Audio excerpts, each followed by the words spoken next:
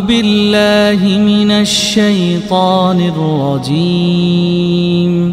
بسم الله الرحمن الرحيم.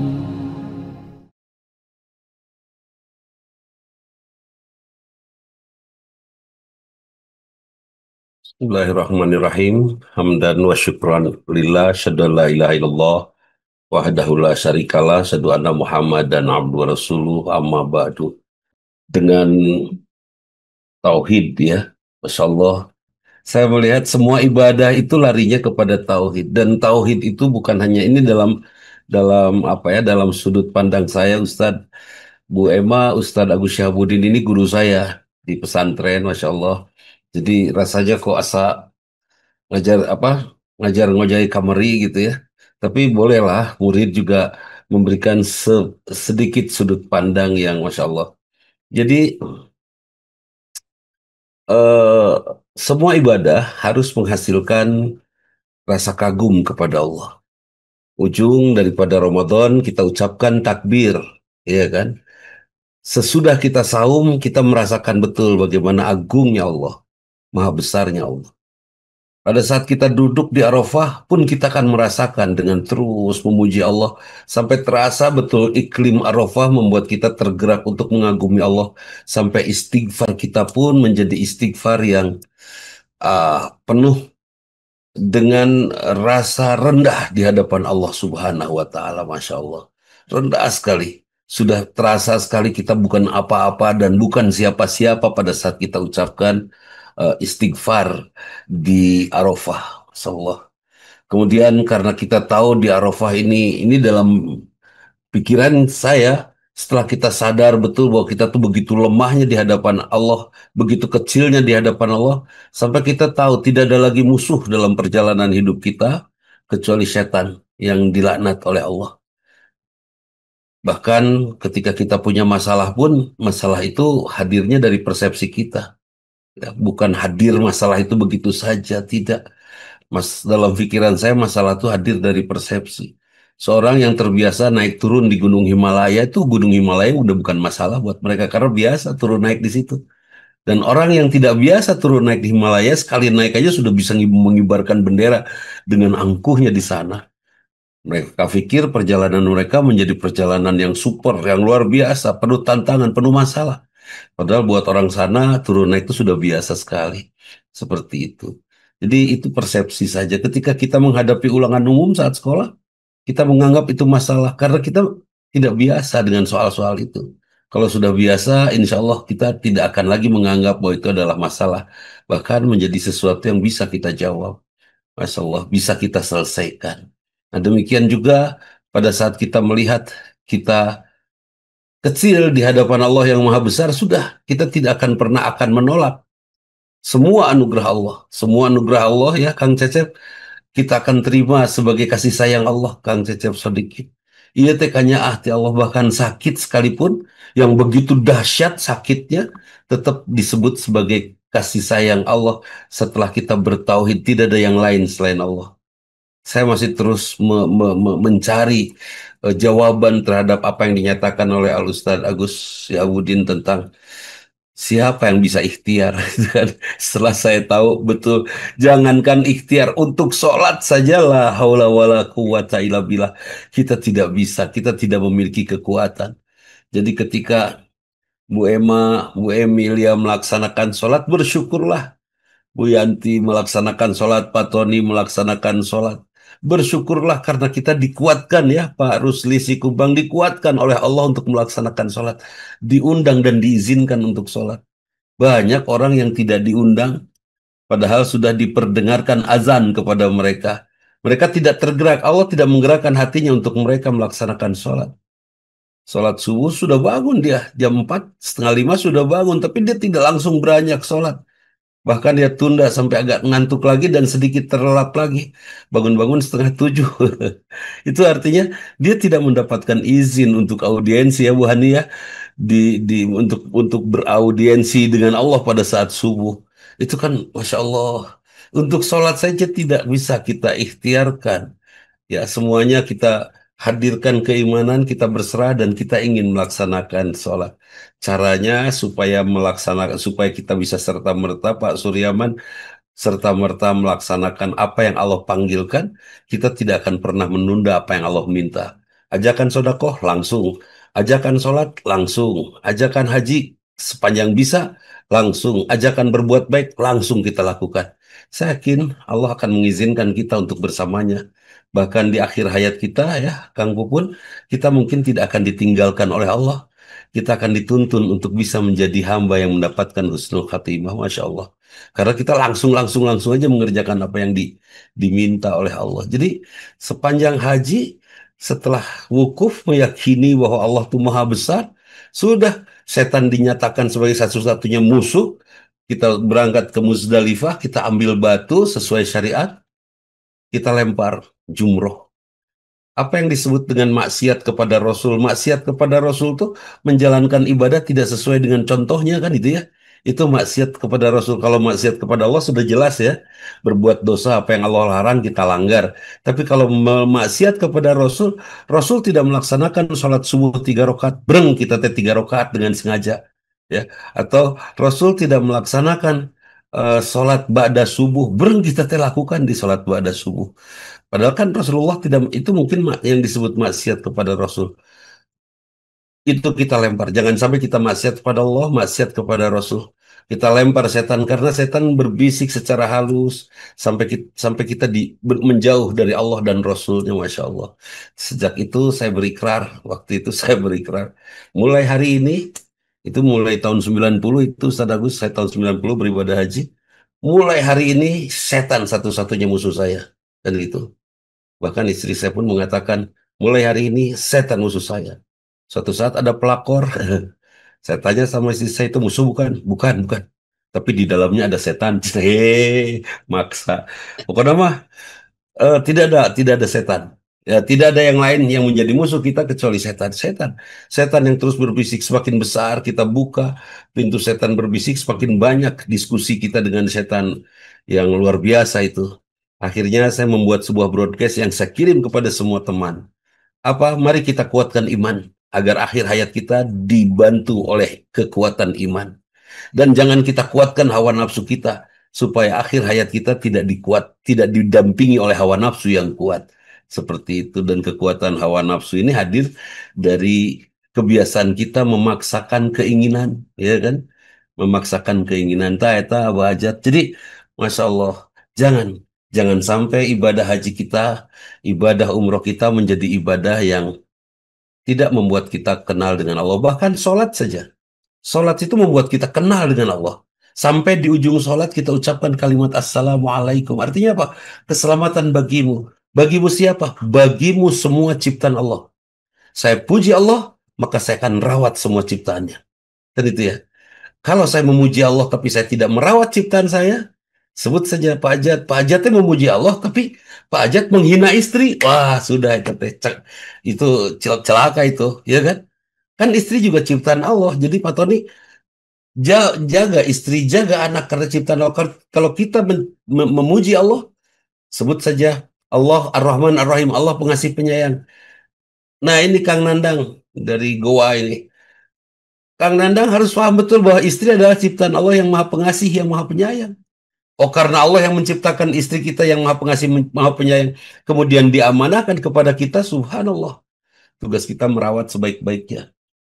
Bahkan setelah saya baca-baca Bu Emilia, itu luar biasa Bu Hani. Ternyata siapa yang melayani siapa?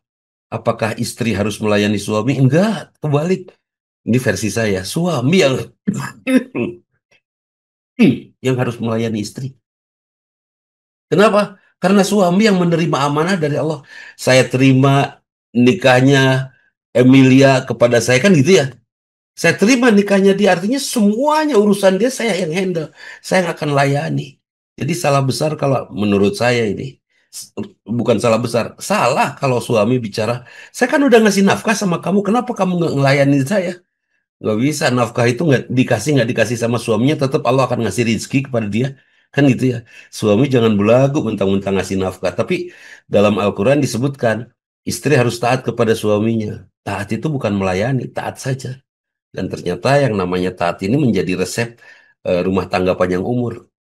Teman-teman kita di Amerika, dalam sebuah wawancara saya lihat videonya, kenapa kamu bisa sampai 42 tahun? Kenapa kamu bisa sampai 45 tahun? Kenapa kamu bisa sampai 40 tahun dalam berumah tangga? Ternyata jawabannya suami-suami mereka yang mengatakan, saya taat kepada keinginan istri saya. Tapi dalam Islam mah mungkin akan mengatakan istri taat kepada suaminya, kan itu. Apa jawaban suami-suami terhadap keinginan istri ketika istri mengatakan, saya pengen ke sini, yes, ma'am, gitu kan? Ya, Bu, silakan. Oke, ma'am, gitu kan? Dan oke kepada istri daripada ngalawan. Dan rudet atau ngalawan kepada istri mah akan berkepanjangan masalahnya. Jadi iya aja lah gitu kan. Seperti itu. Jadi istrinya ngajak, Bu Hanita ngajak, Wah, kita ke Jogja yuk. Hayu. Oh, langsung beberes koper. Sudah beberes koper, si bapaknya nanya, kenapa Bu? Beres-beres koper, kan mau ke Jogja. Kan Jogja Kepatihan. Oh, ya udah. Dengan ketaatan, dengan enteng, kita lepaskan lagi. Kan gitu ya. Nggak usah Jogja Kepatihan, Jogja, iya, iya, iya. Nggak usah kukulutus seperti itu, bisi maut. Kebayang tuh. Ngutruk seperti itu. Nanti meninggalnya husnul khotimah atau ngutruk khotimah. Tah. Dalam keadaan ngutruk maut kan bahaya. Nah itu. Jadi kembali lagi, oh ternyata sholat kita ini betul-betul menghadirkan Allah sampai kita mengagumi Allah. Sampai kita ucapkan Assalamualaikum, lingkungan saya jaga, pohon saya jaga, amanah mobil, motor saya rawat, amanah istri saya rawat. Jadi amanah itu dirawat. Sekarang istri diamanahi suami atau suami diamanahi istri? Suami diamanahi istri, bukan istri diamanahi suami. Nah, karena itu betul-betul harus dijaga. Nah, ya, Ip ya, jangan sampai tidak menjaga istri. Awas cekek. Tah. Kalau tidak menjaga istri itu harus dijaga betul-betul. Amanah-amanah anak, ya Allah, amanah anak itu harus dijaga. Jadi kita sebetulnya laki-laki memiliki beban yang cukup serius. Kita harus jaga anak ya, Kang Sulwan. Kita harus layani istri. Nggak boleh kita bikin kecewa istri karena istri sudah dititipkan kepada kita. Kalau kita kecewa oleh istri wajar. Analoginya ini Abah aja, sholat, bah. Ketika sholat, imam salah, makmum yang mengingatkan. Subhanallah, atau perempuan tepuk tangan. Tapi bolehkah imam negur kalau makmum salah? Nggak ada itu. Wala dolin, nggak ada yang makmum bilang amin. Masa imam harus ngomong amin atulah? Kan tak mungkin gitu kan. Oh, jadi tugas imam mah jadilah yang terbaik, jadi teladan yang baik, jadi pribadi yang betul-betul enak diikutin. Kalau dalam sholat mungkin bacaannya bagus, kaifiah sholatnya sempurna, itu imam. Jadi nggak boleh kalau ada ya Kang Suparna, kalau ada keluarga anaknya nakal, istrinya agak nakal, itu yang salah bukan mereka tapi suaminya. Waduh, bah kita bah yang disalahin bah, bukan yang lain ya. Itu banyak suami yang belagu baru ngasih nafkah sedikit aja luar biasa sombongnya padahal Allah memberikan dia sepenuhnya Kang Deki. Allah memberikan dia banyak. Bahkan kalau seandainya kita suami-suami tidak mampu memberi nafkah dan tidak memberikan nafkah kepada istri, saya yakin istri tetap akan dikasih rezeki oleh Allah. Karena rezeki itu masing-masing kan. Tidak bisa rezeki istri ada di suami, tidak enggak rezeki. Banyak suami setelah suami meninggal malah istri jadi kaya raya banyak. Karena merdeka istrinya tanpa tekanan suami lagi, tidak ada yang mengintimidasi kan itu. Itu. Jadi semua ibadah harus termasuk ibadah rumah tangga. Hadir dari perjalanannya rasa kagum kepada Allah. Apalagi dalam ibadah haji yang iklimnya kita menggunakan kain ihram. Waktu saya menggunakan kain ihram, saya menyatakan saya tidak memiliki apapun di dunia ini. Dan kain ihram saya pakai hanya untuk menutupi aurat saya. Itu saja. Udah, udah nggak ada apa-apa ketika mengucapkan subhanallah alhamdulillah la ilaha illallah akbar, Allah akbar, itu terasa betul. Terus ketika lagi jalan, wah disenggol orang, sudah innalillah. Kan itu. Ada orang yang marah-marah sama saya gara-gara dia nyenggol terus dia yang malah menyalahkan saya. Saya hanya mengatakan innalillah kan itu ya. Bahkan saya bilang kepada dia yang nyenggol dan marah pada saya, solu ala nabi. Itu Ustaz Agus, orang sana tuh kalau solu ala nabi itu langsung jempe gitu, tidak marah lagi. Pas saya orang Indonesia Pak berantem, solu ala nabi, cicing, tong solawat-solawat ya can beres gitu. Kamu orang Bandung, orang Garut mah karena itu. Ngalawan heula solawat-solawat kayak lah ya gelut heula cenah. Tapi orang sana tuh gitu. Ada supir taksi rebutan penumpang. Wow, saya. Dan penumpangnya saya waktu itu. Saya tepuk dua-duanya. Solu ala Nabi. Salawat aja mereka jepret, marahnya tuh berhenti. Terus udah gitu, masing-masing saling mempersilahkan. Ya sudah, ke dia aja. Enggak, ke kamu aja, ke kamu. Para saya deui, salawat deui. Kan tadi mah saling tarik, sekarang mah saling memberi. Seperti itu. Jadi Masya Allah, jangan sebut kita sudah sholat kalau kita belum mampu memuji Allah dengan sangat sungguh-sungguh. Pak Wawan Sudrajat membuat kursi bagus dan saya selalu memuji beliau ke siapapun saya bicara tentang kehebatan Pak Wawan. Kemudian suatu saat saya main ke rumahnya dan Pak Wawan tahu saya pandai memuji dia dan saya sering memuji dia. Pas saya duduk di kursi buatan dia, saya langsung komentar, ih kursi di mana Pak? Ya nggak ngejawab dia. Ih kursi, ih 10.000 guys, saya nggak mau beli butut kia. Kira-kira pujian saya yang panjang itu hangus tidak dengan saya menghina kursi buatan Pak Wawan? Hangus. Sok di sini Kang Pupun dipuji Allah. Wah dengan kalimat thayyibah yang banyak. Tiba-tiba Kang Pupun menghina istri. Kira-kira bubar nggak tuh pujiannya kepada Allah? Hangus itu. Jangan ada yang kita hinakan, jangan ada yang kita rendahkan. Sepanjang talbiyah kita ucapkan kalimat labbaik. Allahumma labbiku penuhi panggilanmu. Memenuhi panggilan itu bukan saja pergi ke Mekahnya, tapi hatinya juga ikut dipanggil oleh Allah. Pikirannya juga merasa dipanggil oleh Allah. Persepsinya juga merasa dipanggil oleh Allah semuanya. Itu kan sangat luar biasa. Menyimak dengan nikmat sambil menerawang ke masa pengalaman berhaji. Itu luar biasa. Ngawitan haji, kita berlomba-lomba itu di mana? Di Jamarot sampai tahun 90 terjadi stuck di apa? Di Muaisim ya, di terowongan sampai terjadi banyak korban waktu itu. Dan kesininya mulai ada tingkat-tingkat tempat jumroh yang luar biasa.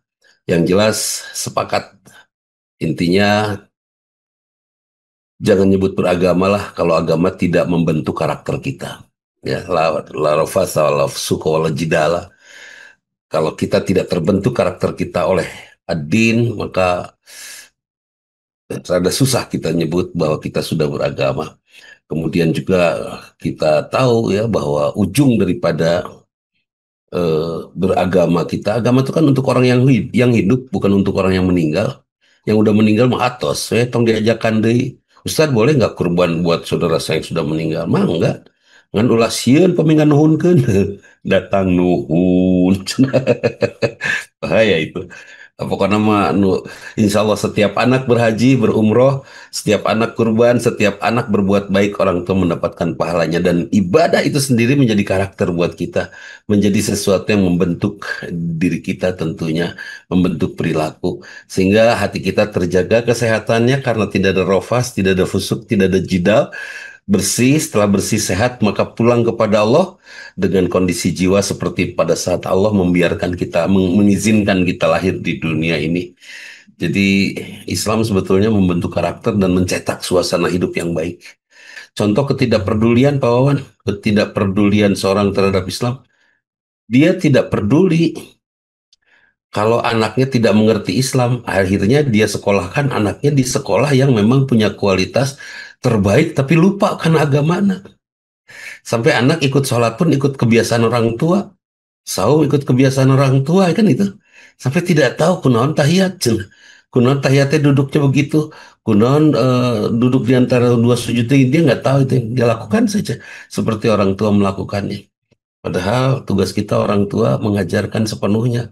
Sampai betul-betul anak bisa beribadah dan terbentuk karakter yang baik dari kepribadian anak. Hatur nuhun Al Ustad Agus Syahabudin pun guru Masya Allah daging semua, ada daging domba, ada daging sapi barusan komplit kantun pada di soto, pada di gulai, mangga pada di sop, mangga. Yang jelas ini semua bahan yang luar biasa dan catatannya ada di saya. Saya punya catatannya dan insya Allah di WhatsApp saja ya, di WA sajalah kepada saya buat yang mau. Nanti saya kirimkan catatannya, Masya Allah. Hatur nuhun Ustaz. Sehat teras, berkah teras dan semua hadirin sehat teras, berkah teras buat yang berkurban yang menitipkan pada Majelis Madani. Alhamdulillah tanpa foto, tanpa laporan sudah disembeli dan dibagikan ke banyak tempat. Menyembeli hadiah untuk mereka yang fakir ya, buat mereka yang tidak mampu. Mudah-mudahan bukan hanya hadiah, bukan hanya kurban, tapi juga mungkin bagian daripada harta kita kita bagikan kepada mereka yang tidak mampu. Hatur nuhun.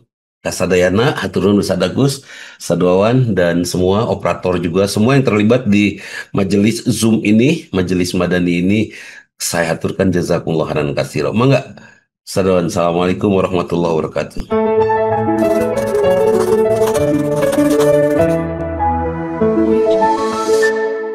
أعوذ بالله من الشيطان الرجيم بسم الله الرحمن الرحيم